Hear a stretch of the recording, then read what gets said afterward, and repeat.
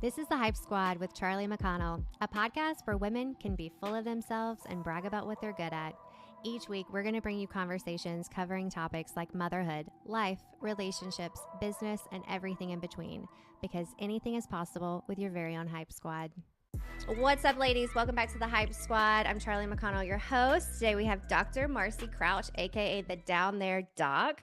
She is a board-certified women's health physical therapist and TEDx speaker on a mission to normalize pelvic health. With 15 plus years of experience, she helps women navigate pregnancy, postpartum, and beyond. No shame, no stigma, just real talk and real solutions. She's here to break taboos, empower women, and remind us that confidence starts from the inside. I love it. Right from the inside. Thank you, Dr. Marcy. I'm so glad you're here. I'm so glad we finally did this. This is I know. So great. Yeah. I Mom was life. fangirling about you on Instagram. I did a story while I was drinking my coffee earlier, and I was like, I'm so excited to have this conversation.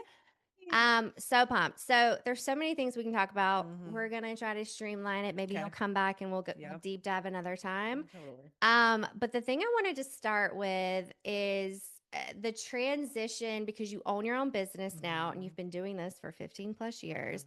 So getting into the world of owning your own business, first of all, how has it been? What are the biggest things you've learned? What do you wish you would have known in the beginning? If you can summarize that, which may not be possible, tell me. I mean, it's interesting coming from the medical side of things, because I don't know how it was for y'all, but like for me as a physical therapist, we didn't get any sort of business training at all. Like there was, I think we had one elective in the summer once that was like, think of your dream clinic. Oh, but it was there wasn't anything about not the nitty gritty. Yeah, like funding and employees and taxes and like marketing and all that stuff. Yeah. Like nothing. So I feel like I kind of just didn't know and still don't really know what the yeah, for sure. What the fuck I'm doing. I feel like every day I'm just like, what's gonna happen today? Winging it. No idea. But I own my own practice in Los Angeles. Okay. And pelvic floor PT is a little bit different of an animal, because a lot of smaller pelvic floor clinics are cash based. We can't take insurance. Really? Yeah. I did not know that. Yeah. And that's like a whole nother conversation. But the gist of that is that most insurance companies don't recognize CPT and ICD-10 codes as medically necessary. So they don't reimburse on them, even if you have a contract. So that's one problem. The second problem is that good pelvic floor PT, we're usually one-on-one with a patient for an hour behind a closed door. So it's a very different model than our traditional orthopedic, where we might have like 4 an hour big workout room. It's rotating. Right. The PT for 15 minutes, you're working with an aide or a tech or an assistant. So like they can bill a ton of units, right? But for physical therapy, we can only bill 4 because it's an hour and one is 50 minutes. So a lot of us just physically can't take insurance. So when I opened my practice in LA, that's what I did, cash based. And I had worked for other small practices that did the same. So I had a little bit of experience kind of with that. Sure. And then when we moved here in 2020, closed my practice. We moved here in 2020. It was the week of COVID. What a hell of a year to move to the South, man. Oh my God. I mean, it's a whole nother conversation we could have, but yeah. Yeah. And we didn't, I mean, it was spring break. It was that spring break week. Yeah. So nobody came back that Sunday. We were in an Airbnb because our house wasn't ready yet. Wow. All of our shit was in storage. I thought like the kids I was planning on putting them in preschool or pre-K or whatever the hell it was when they were that old, but everything shut down. Literally had nothing. Wow. I remember going to Walmart one night, like in the middle of COVID, and just like supermarket. Oh yeah. Like just like shoveling. Whatever's there, I'm taking it. Crayons, like what? It was a nightmare, but we survived. Yeah. Nonetheless. So that's when we moved into the house, that's when I decided to like kind of pivot over into the online space. And I had wanted to do that prior to COVID because I just knew that, that's where you scale it. Yeah. And there's not enough accessibility for women, and it can't be like an all or nothing, right? It can't be like the only help and resources that I have are in person or I have nothing. And, people fly to see me from out of town. And it's like, I'm one person, I'm limited by time, limited by geography, costs. Like, that's not good for anyone, Yeah. So I was like, okay, we're going to do the online thing.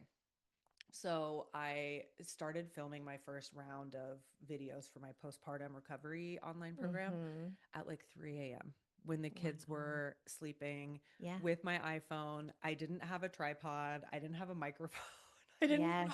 I just was like, well, if I don't like Everything else is just excuses though, right? Yeah. Like, I just have to do it. I didn't even know to put my phone on airplane mode.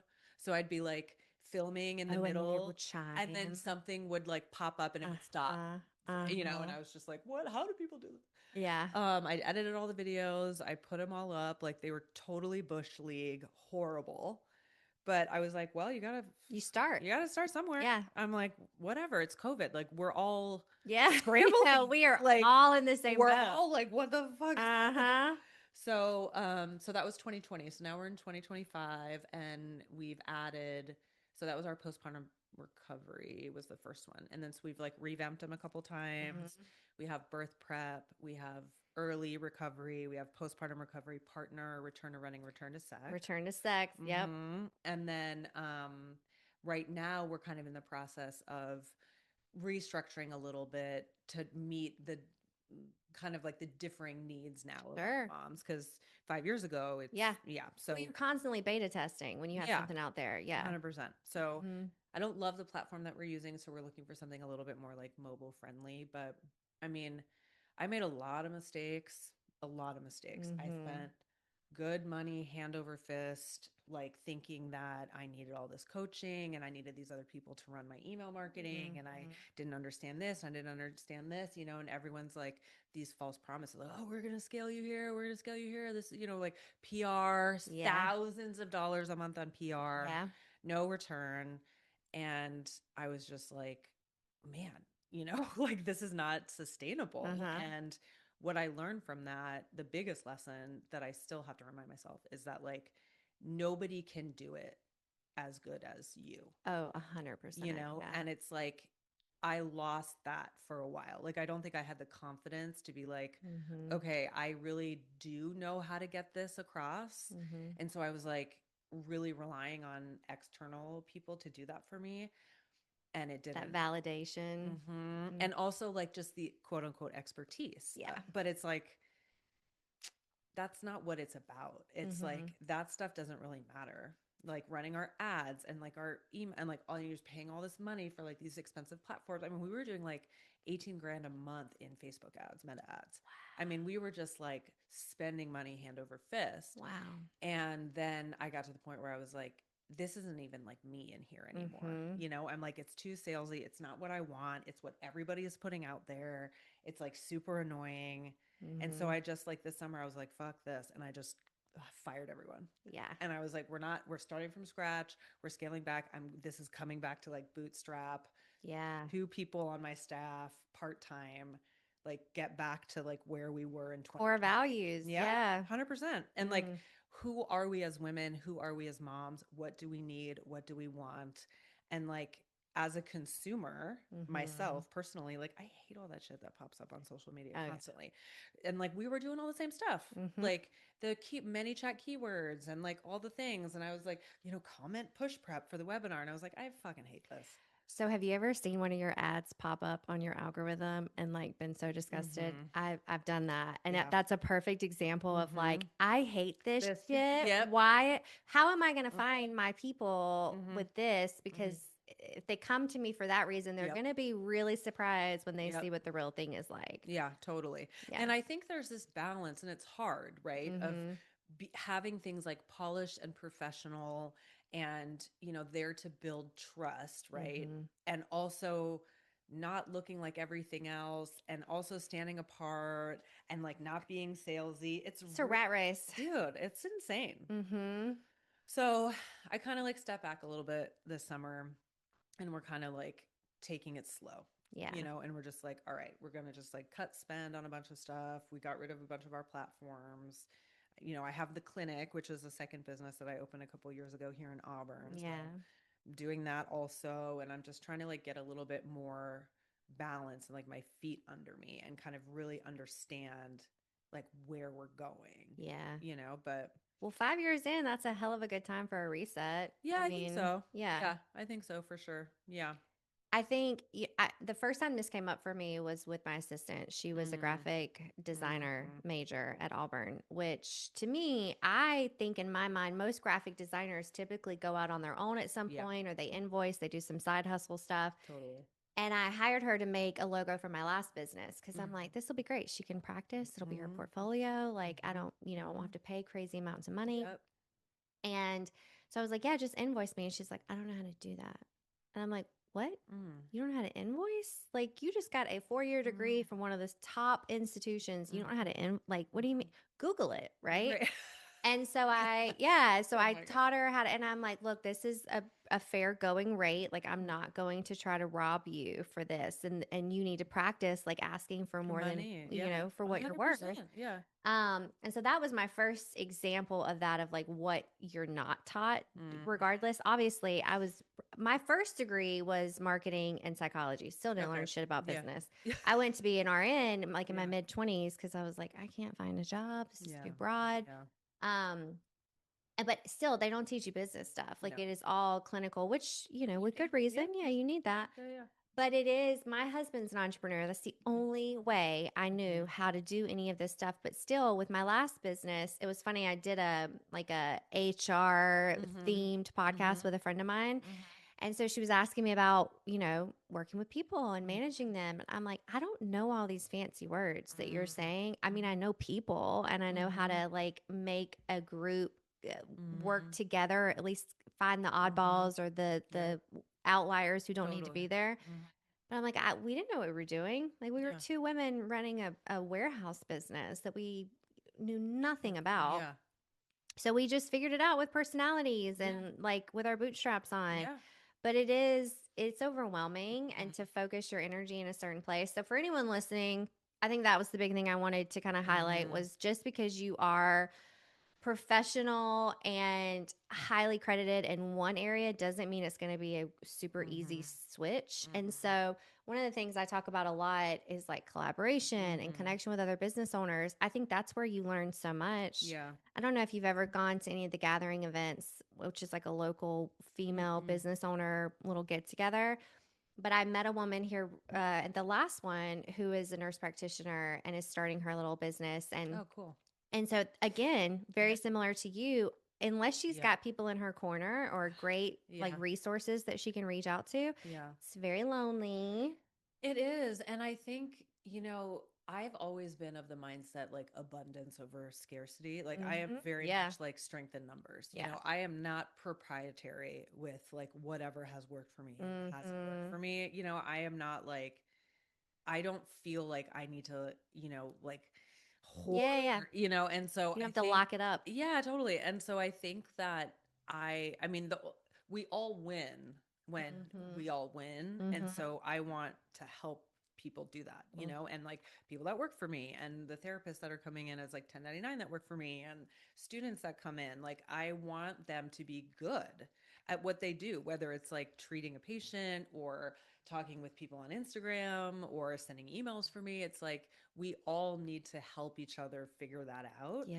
And I do think what you said is like so crucial. These like young kids coming out of school, I mean, these basic skills is Mm-hmm. like gone Now empty. they can crush Instagram, Oh right? They can yeah. crush that. And that's a whole other platform that like our age Yeah. demographic has to figure out. Yeah, for sure. But there is a lot of like in-person Mm. stuff that I think is kind of lost somewhere along Yeah, the way. totally. But also, I think too, like when it's a real true passion and it's like your dharma, so to speak, of like what you're meant to be putting out into the world, you most people don't see it as competition, right? Right. They see it as this is a common good. I'm Mhm. trying to educate. I do the same thing for coaching. Like Mm. I've actually coached people who wanted to be coaches. Right. And I'm like, look, we have different demographics. Like the people Yeah. who want to work with you are different than the people that want to work with me. There is no like love Yeah. lost in this Yeah. scenario. Right. But also, I can't serve them all, Right.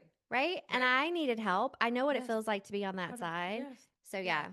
I So think much. that's, yeah, I think that's so important. And I think women are starting, we're like doing that better now. Yeah. You know, it's like the whole, girls' bathroom at the club or whatever. It's like, Yeah. that's like that when I was at the club in my 20s, like women did not do that. Like Yeah. we were so mean to each other. And Yeah. now I'm just like, I love this so much. People are nice and like supporting each other. And I'm like, it makes me so happy. But I remember when I was starting this coaching business, and I have two demographic. I have my young ass women, my mhm, y'all, and my mhm, gall. So my grown ass women and I my love young ass that. women. Those are my Okay. two demographics. So for my young women, my big message that I wanted to convey to them is like start loving women earlier. Yeah. Right. I Yes. wish I always called myself a guy's girl. That Mhm. was bullshit. Like Yeah. it just, I didn't know how to express myself or feel safe around other women. And I have all sisters. I have a single mom. If Yeah. anybody was set to be like comfortable in a room full of women, it should have been on paper Mhm. me, Mhm. but that just wasn't true. And so, Mhm. kind of helping facilitate that of Mhm. like, you don't have to be out to get each other. Like, I Yeah. know there are things that come up, guys and drama and all Mhm. that stuff, but Mhm. give it time, Mhm. circle back. Mhm. It's not a lost friendship, things like Mhm. that, because it is like, yeah, I mean, and I think too, there's that intimidated versus intimidating Yeah. like Yeah. mindset of like, if someone walks in and you're intimidated by them, that's on you. Right. That's not her. That's Right. what you're seeing in her that's Exactly. making you uncomfortable. Yeah. Don't hate her Yeah. immediately just Right. because she walks in confidently. Seek Seek her her. Right. out, right? Right. Like make Yes. friends with her, Yes. like let her pour into you, and Yeah. kind of seeing as like you're not out to like compete with each other, Yeah. which is Yeah. a big deal. So important, especially for our young women to understand that for sure. I mean, I wish somebody had told me that when I was 11. I say that, and then at the same time, I'm like, would I have listened? Right? That's a hard Yeah, thing that's too. I true. heard, Yeah. and maybe it was one of your I don't know where I heard it, but something I was listening to recently where they were like, people don't really want advice. They may ask for it, they're not going to take it. They want to have that shared experience or shared perspective, Mm. but they don't actually plan on doing whatever it is that you tell them to do. That's Right? interesting. Yeah. And I try not to look at anything when I do in a coaching perspective as advice. I'm giving you experience shares. Right. I'm giving you encouragement. I'm not Mhm. going to tell you to do something. This is what you need to do because I Yeah. have no idea. You're Right. the only one that can Right. determine that. Right. But I think like if I could have gone back and told myself, I don't know that I would have listened. Like I Yeah. feel like it was so much of an evolution that I had to learn. Now having somebody supporting me and like kind Mhm. of mirroring Mhm. back to me what I'm doing, Yeah. maybe I would have realized that a little faster. Yeah, totally. It's a wild thing. Yeah, it is. I mean, it's complicated being a woman, like in There's so many ways, just oh my gosh, all the things. But so many things. yeah. We had a little neighborhood event this weekend, and one of the neighbors came out and she was like, I'm going back in. There's too many people out here. I'm done peopling. And I'm like, I fucking love you for Yeah, that. seriously. Not just for saying it and feeling confident to say it, but now I've somehow given myself the Mhm. permission to be able to do the Mhm. same. Whereas before now I had to Mhm. be like, oh, I I gotta have to go out go. there. Yeah. But she made it so light and easy and like Mm. comical that I'm like, You're like, thank you. that's gonna be my new mantra. Yeah. Yeah, my Yeah. mantra. Yeah. Okay, so I have a couple of questions. I was telling you before we started recording. There's two. I want to go over these questions, but then I want to circle back to like an RN's perspective of Yeah. pushing because I feel like that's Yeah. Yeah. something I want to dig into. Yeah. But the question, so I reached out to some girls that recently had babies Yay. and Yeah. asked them like, what would you want to Yeah. know? So the first question I want to ask, how important is a squatty potty stool for your pelvic floor? Oh gosh, yeah. So very in terms of mechanics. So, time out. Anyone who doesn't know what a squatty potty is, welcome.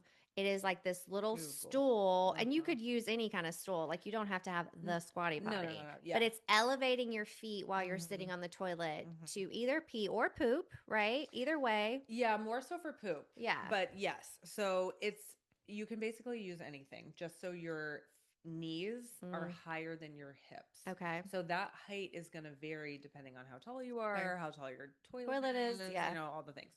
So what that does is that it mimics a squatting posture. Mm-hmm. Okay. And a squatting posture, like if you were squatting over a hole in the ground, Mm-hmm. go like pee or The poop. natural position. Exactly. It's one of the best positions for pelvic floor lengthening. Okay. Okay, so puborectalis is one of the muscles that goes from the pubic bone and like slings around the rectum and then Mm-hmm. goes back up there. So when you're in a squatting posture where your knees are higher than your hips, it opens up this angle called the anorectal angle. Okay. And what that does is that it opens the rectum up. And hypothetically, you don't need to like push and strain as hard to have evacuate or have a bowel movement than you would if you were at like a 90-90 degree. Sure. Because when you're at 90-90, that muscle gets tight around the rectum and it kind of kinks it and makes it like more of an acute angle. To where you have to like push. Yeah, exactly. So peeing isn't as I mean, it's helpful because it's like a relaxation kind of lengthening position. So if people have tight pelvic floors or if they have like frequency urgency, can't empty all the way. Yeah. See, that's how I've seen it, is like that feeling of like, I don't feel like I'm done peeing quite yet. Yep, Sometimes that can help. Yeah. Yep, for sure. When I was pregnant, which this was a long time ago, before I think the squatty potty maybe was popular, I'm not sure, I would just lean forward. I remember a girl telling me at work, just lean forward if you feel like you still have urine in your bladder. Yep. And that kind of helps too. Yeah, for sure. And I usually combine the two. Yeah. So I have people lean forward with forearms on their thighs, and then you blow out through your mouth like you're blowing out a candle, like fogging up the mirror while you're having a bowel movement or peeing. So it's really helpful for two things. One, evacuating all the way without having to push.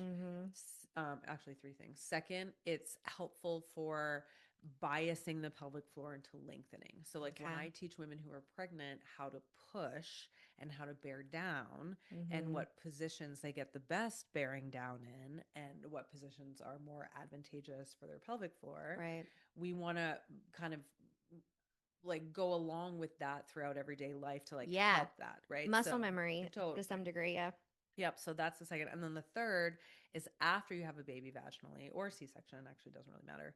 You want to have your bowel movements and your peeing in positions that are not going to stress or strain new sutures, hairs, sensitive, all the sensitive parts. Yeah. So if you're able to do that with a squatty potty or something that allows you to kind of like take some of the pressure off of your perineum or your butthole, like that needs to happen. So it's not the squatty potty itself, but it's like the mechanics. Sure. The body position. Totally. Yeah. Well, squatty potty, like great marketing. Oh my gosh, I know them. that unicorn soup. Remember that? Yes, but any kind of stool, like I would just use my daughter's stool when she was still using one. But it's funny because when you start doing it and you stop, you can tell a huge. At least I could. I could tell a huge difference. Yeah, you can.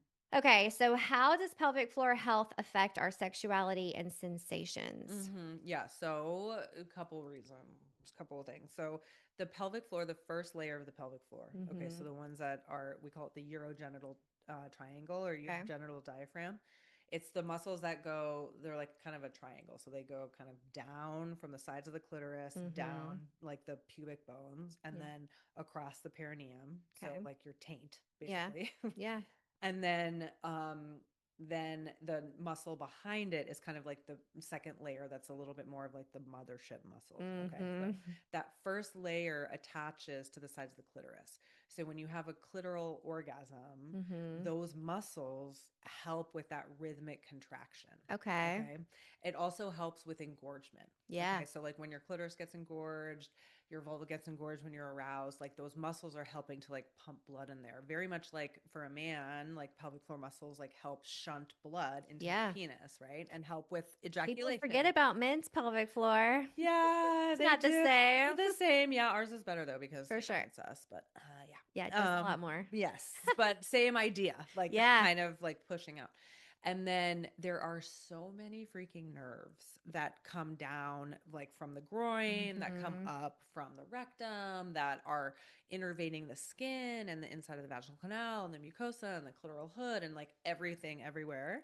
So if there's any sort of dysfunction in the pelvic floor muscles or scar tissue or tightness, that can impair the nerve's ability to communicate with that structure or the brain.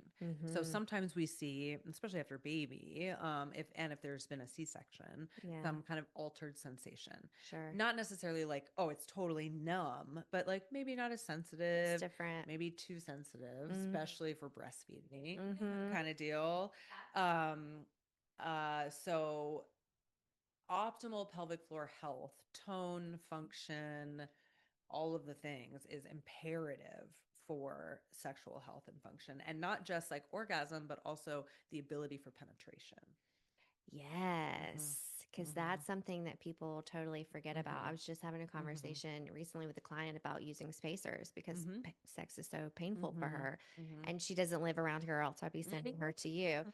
Mhm. But yeah, there's a lot Mhm. there. And then if you combine with like mind stuff that goes on, Mhm. right? Your sexual desire or Mhm. libido and all that Mhm. stuff, that's more mental. But if your body isn't Mhm. working and then you have that kind of in Mhm. combination, it's, It's a like the recipe for, perfect storm. yeah, it is. And that's what I say a lot to my patients. It's kind of the perfect Yeah. storm, especially in postpartum, because we're having these huge hormone shifts. Yeah. We're not sleeping. We have this loss of identity. Now they're calling this period, matrescence. I haven't heard that. Yeah, so psychologists are Matrescence. saying, yep, that it's matrescence, which is the same as adolescence, because of like the crazy amount of hormone shifts and change in identity, that it's just as powerful as adolescent.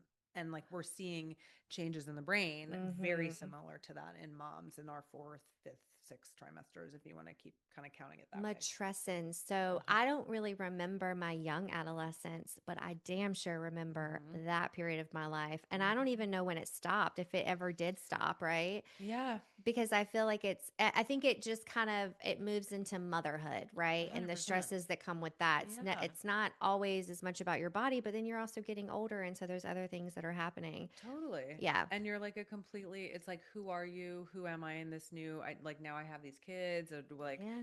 who, like that, just this kind of change in identity plus all of the physical things. And Mm-hmm. then the next thing we know, we're like going into perimenopause. So Yeah. there's really no kind of coasting for Sure. us after this. So, and if there was any sort of pelvic floor trauma during the delivery or any sort of Mm-hmm. tearing that you've developed scar tissue or tightness in the muscles, Yep. you're not going to want to have sex because it hurts, right? So Mm-hmm. then your brain starts to think, because this is what the brain does, it's supposed to do Mm-hmm. this, pain is protective. Yeah. So then the brain starts to say like, oh, well, shit, the last time somebody was down in there, like they just cut you right on open. So like nobody Mm-hmm. can go there. PTSD for Totally. sure.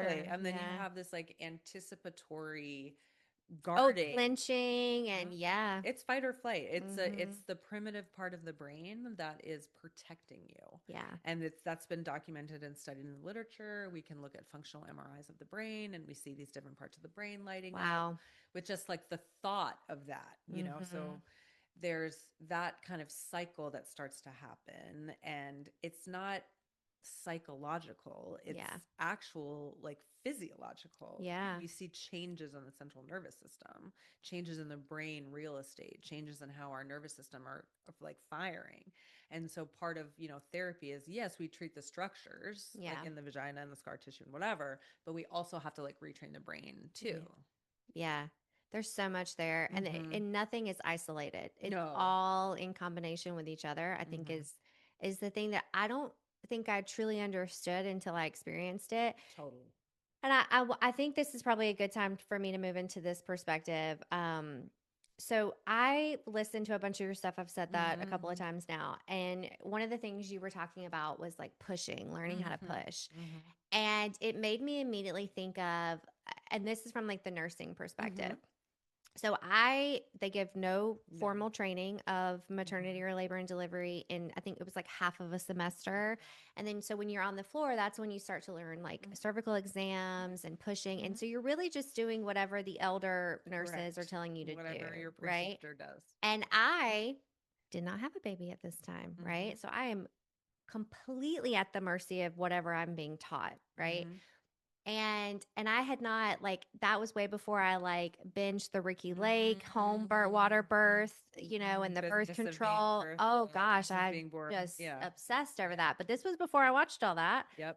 And the way that we were taught to have these women push, they didn't know any better. They're looking to us as the person that knows what they're talking about. Mm-hmm. The bearing down, the position in the bed. There were a Mm-hmm. couple of doctors, which I give them major props. This was Mm-hmm. 8+ years ago, that were doing a lot of different techniques. That was right Mm-hmm. when the peanut ball came out, or at least when our hospital Mm-hmm. got one. And we got the new beds that would sit in Mm-hmm. the king Mm-hmm. position and all of those things. And we had this one nurse or one doctor who would do like she would get a sheet and they would pull. And so some were more advanced than others, but some were just like, no, this is the way we do it. You put Yep. your legs up in stirrups, you push like you're pooping, Yep. ironing out the perineum, having her like put like all. That's what Yeah. we were taught, And right? I know. And I look back now thinking, God, if I would have known, Mhm. like if there would have been better education. So Mhm. I say that to say, from like a nursing Mhm. perspective, this Mhm. education is also really helpful. Yeah, for sure. We didn't know any better.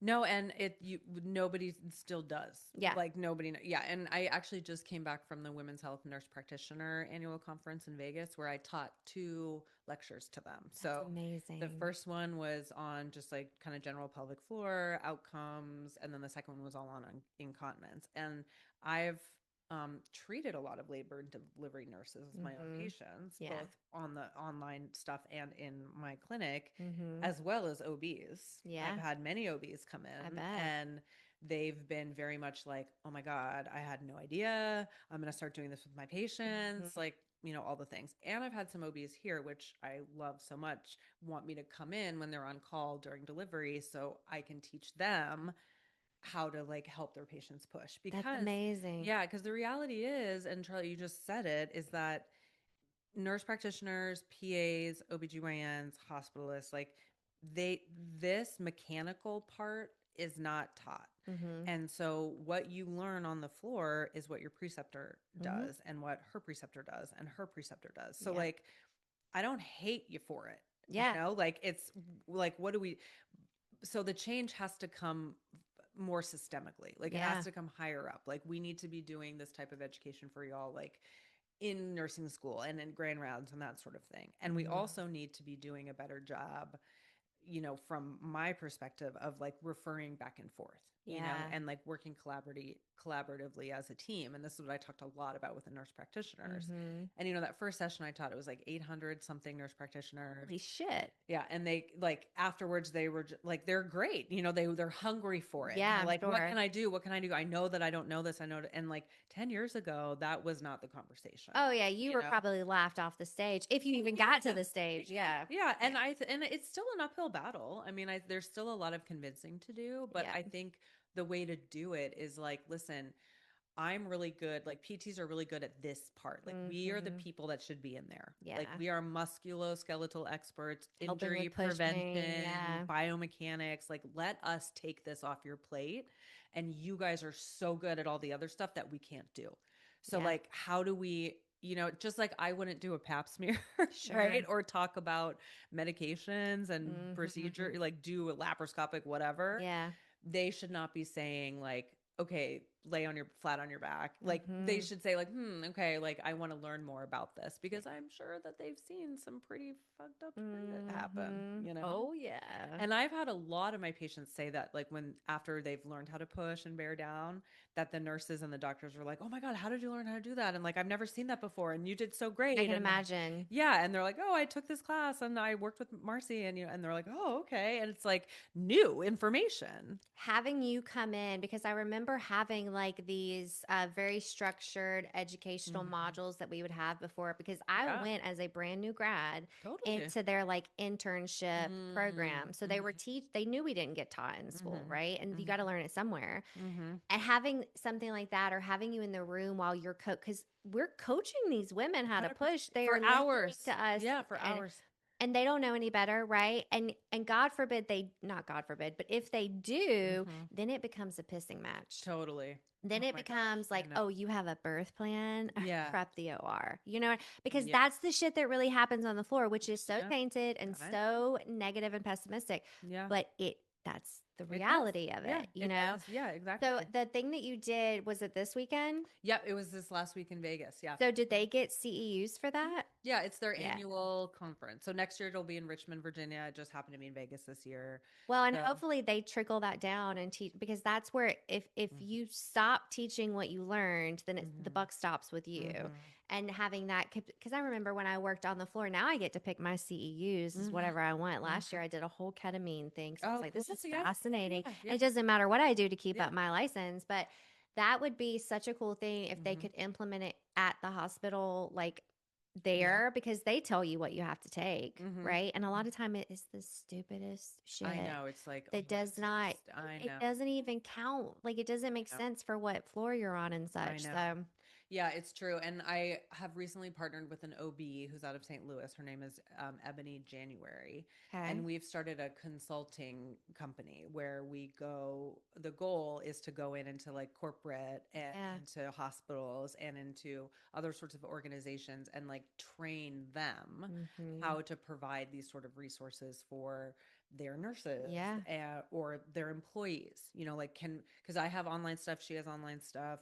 She talks a lot on the medical side of things. I talk about the physical therapy side of Mm-hmm. things. And with the goal of like, okay, let us train your HR department, let us train your corporate wellness team to implement our things so Yeah. your women employees are getting supported earlier and they're coming back to work healthy and they're not missing time and they want to work for you because you're providing something that is so valuable and Yeah. nobody else is providing and Yeah. that sort of thing. So it's like I I value the one-on-one like direct patient care, right? But Mm-hmm. it's like to make bigger change, Mm-hmm. you have to not you have to go up to the top. Scale it, not in a business Yeah. mindset, but scaling it to where you can reach more people. More people, Yeah. same amount of time. Yeah, Yeah. exactly. And it's going to be hard. I mean, for sure, because Mm-hmm. this is still something that is not widely accepted, widely Mm-hmm. talked about, both from a medical and a layperson standpoint, Yeah. and like most of these people that are running these like big companies, these C-suite are like all white old dudes who don't give a fuck about a woman's Yeah. perineum. Yeah, they don't care how you push as long as the No. baby, as long as they don't take up a bed Yeah. for very long Yeah. or you clear them out quickly or it Yeah. doesn't count against their numbers. Yeah, Yeah. 100%. I'm thinking in my mind like something as simple as a poster that would go in Mhm. all of these laboring rooms Yep. that would basically give kind of the verbiage of how to tell Mhm. them to push. So Mhm. because like I said, and I've said it multiple times, they are literally at the nurse's mercy. Mhm. Tell me what to do. I don't Mhm. know what to do. I'm scared. I'm in pain. I'm Mhm. overwhelmed. All of these Mhm. things. So they are just sponges for whatever you Totally. tell them. Yeah. Now, I think about my own perspective. If there would have been like a poster up on the wall as I was like sitting there laboring and I could read, okay, great, that makes sense. And then to Mhm. also have it reiterated by the Mhm. nurse, Mhm. I, 100%. so much good could come of that. Yeah, I agree with you. And I've talked to a lot of like at this conference, I talked to a bunch of nurse practitioners and I've worked with a lot of OBs in the past where I'm like, all you guys really need to do is just have a QR code in your exam room. And like, Hmm. because now everything's mobile, right? Yeah. Like, I will give you a QR code, and all your patients have to do Yep. is scan it, and they'll go to like a PDF. Yeah. That's it. Or like my online course, which is so affordable and so accessible for Hmm. everyone. And Yeah. like, if they're going to a childbirth class at the hospital, then they can also do this because the childbirth classes at the hospital don't tell you shit I was about about to say, how to push out a sure, it's baby. very outdated. I'm sure it's more of like CPR and No, it's like, car seat type yes, of it's shit. like this is how you swaddle. Your baby's gonna have Yeah. black shit, and like, this is what the room looks like. This shit that your mom or somebody around you is probably going to tell you, like Yes, when you bring that baby home. there's Yeah. no like mom-centered anything. Even Mhm. what to expect while you're expecting. Like, All the mom centered shit, as soon as you get pregnant, it's gone. gone. It's no longer about you. Nobody cares about you. Like in so many ways. Same as soon as that baby comes out. Yeah. No one Oh, gives a even shit. worse. No one gives a shit about you. Yeah. Like, get up out of that bed and Yeah. like you nurse that baby no matter what, Girl, It's like, and we're close to time, but I have to tell this story because I had the nursing mind, right? And they mhm, always are like, "Oh God, what is it like? You probably know everything." And I'm mhm, like, "That shit goes so far out of the window when it's your own kid." so irrational. I was in the postpartum unit, Taylor. I mean, like a day out. I think I was GBS positive, so I was there for like Mhm, 2 days. And the mhm, first day, obviously, I'm trying to breastfeed. I'm trying to figure this shit out. There's colostrum. I know that INOs are not like mhm, high, right? mhm. Because she's not getting a lot of stuff. And this young nurse comes bebopping in and she's like, how many times has she peed? And I'm Mhm. like, oh, she hasn't. Oh, she really needs to Yeah, pee okay. before you go. And I'm like, oh God, yeah, I guess Yeah, she does. I guess yeah. she does. Oh Even no. though I'm like, I know how much she's taking and Yeah, there's no way she's yeah. going to pee. I know. I lied Oh to yeah. that nurse. And I was Mhm, like, yeah, girl, she peed twice. Great mhm. peas, great, great, great peas. And got home and was all in my head about, oh my You're like, God, I just lied. my She's first yeah. test of motherhood was lying to this nurse about, oh God, now my baby's never going to pee again. And I remember getting home and her wetting her diaper and losing You're like, it. thank God. I I'm like, just oh my God, I haven't cursed her by yeah, lying. Like, oh yeah. my God. No, I know. I But know. I knew better. I knew better. And for the people who don't know better, it's that much more, right? Mhm, Oh my Mm-hmm. God, so No, much I know. stuff. Well, and I think it's just like it's ridiculous too. It's so stressful in there. I mean, you have like 2 days, your Mm-hmm. vagina's falling out. You know, you've got this new baby that's crying all the time. You're exhausted. Like, what's happening to your baby? Family drama. Yeah, like Yeah. all the Oh things. yeah. And then now you're supposed to like write on a piece of paper Yeah. like how much she Yeah. ate, Because when I she totally give a shit peed. about that piece of Yeah, paper, like right? are you pumping, like take the little syringe of the colostrum and shove it in her Oh mouth. my Like God. it's too much. Well, and it sets the tone for uh, that over worrying or over Mhm. anxious mindset that you're going to now go home with, Mhm. right? So now they've taught you Mhm. essentially to keep everything on a tight schedule, to Mhm. make sure they eat, to keep them awake, and Mhm. you take all that shit home with Oh, you. I know.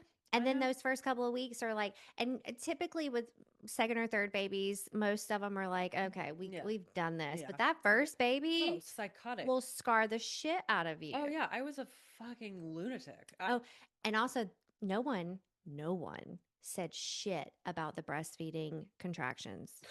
Oh God, Nobody said I know. shit about that. And I remember my girlfriend just had a baby and it was a C-section. She was like, fucking A. Yeah, No, I know. I totally forgot. She was like, the pain was different because her Uh-huh. first one was vaginal. Uh-huh. She was like, it was different, but now I had it on top of an incision. Oh my God. Oh my God, I know, I know. And I It's the remember it's worst. the worst. And I remember just being such a psycho with my first. And like, even when he went on solids, I was like charting, Yeah. I'm like, okay, 2 ounces of this Uh-huh. and 3 ounces of this. And like Yeah, girl. being a psycho and being like, okay, this breast milk was out for like 4 minutes and 2 seconds. And this Uh-huh. one was out for, and you can't mix them and like all this shit. The And then, book says. yeah. The book says. And then my second one, I was like, I don't know, just swirl it around. Yeah, Okay, yeah. it's Just fine. wipe it off on your pants. Yeah, Not a big I'm like, deal. it's fine. We say like he was raised as like table scraps. Yeah. Like Yeah. whatever. Just you're fine. Well, but it's like a rite of passage Yeah. to some degree. And I was that way. We only have one and we're only having one. But I'm now getting into that phase. But I also try to like spread the gospel. You know Yeah. what I mean? Yeah, Like for sure. I remember I just went and visited my friend a couple of weeks ago to see the baby. So Yeah. that's all very fresh on my mind. And she Yeah. said, you gave me my favorite parenting advice. And I'm Oh, like, oh good. shit, what Oh was no. it? You're like, oh And God. she said, because earlier on, and it's only because I felt it and lived through it that I Yeah. could give it as advice. But basically, it was like, if someone else is helping you, do not ask or micromanage how they do it. And Mhm. specifically with bath time, like if your husband or your partner is going to give a That's so bath, good. Yeah. do not tell them how to do it. Try your best not to, right? Just Like you'll leave. figure that out. Mhm. As long as that baby comes back to you clean with a diaper and like healthy and alive, who gives a shit how anything Mhm. else happens, That's right? good. Because that Yeah. was so much of my mind. Also, my second parenting advice, pay for help. Yeah. If you can afford it, pay for help because Yeah. family, you're paying for it and it's way Mhm. more expensive Mhm. because Yeah. it's emotional. Yeah, that's so true. That's such good advice too, the micromanaging part. And like sometimes I feel like the anxiety, is Hmm. like just takes over and you Yeah. can't, and then it's just like a big fucking mess. But yeah, that's You really, got to really live good. through it though, Yeah, because you do. it's unavoidable to some, and you shouldn't avoid it. Like Yeah. it's really a rite of passage. And you don't know how you're gonna Yeah. respond, you know what Yeah. I mean, and how it's all gonna be. And but yeah, you're totally right. I need to like remember that for my I'll tell patients you next too. time. I'll let you know.